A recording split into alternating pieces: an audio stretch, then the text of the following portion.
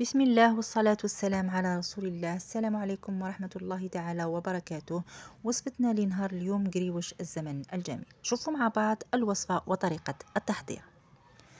عندنا 2 كيلات فارينة، نص كيلة خليط بين زبدة التوريق وسمن، رشة ملح، ملعقة خميرة، ملعقة فانيلا، خميرة حلويات، ملعقة فانيلا، حبة بيض، ونلموهم بخليط ماء وماء الزهر.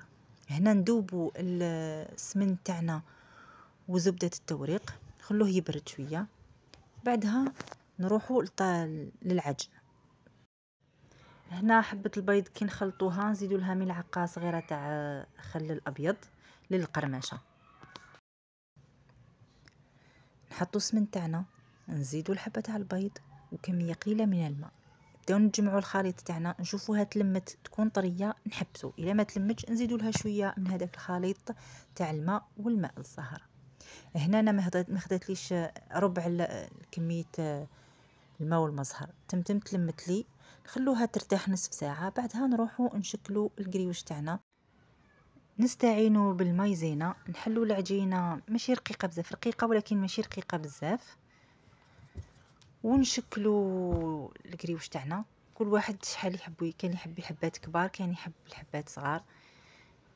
نديروا 4 فتحات الا حبيتيها حبه صغيره، الا حبيتيها حبه كبيره نديروا 5 حتى 6 حبات، 6 فتحات عفوا، ونشكلوهم، نخلوهم يزيدوا يرتاحوا شويه باش يحكموا لا فورم تاعهم، ينشفوا لنا شويه، وبعدها راح نقلوهم في زيت. الزيت كيفاش نديروا؟ الزيت نسخنوها مليح ومن بعد نقصوا لها في النار.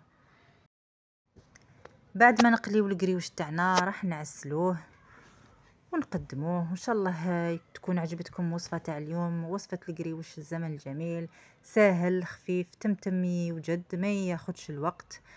هذه هي وصفتنا لنهار اليوم. ما تنسوش الاشتراك في القناه، تفعيل الجرس. الى وصفات اخرى، سلام.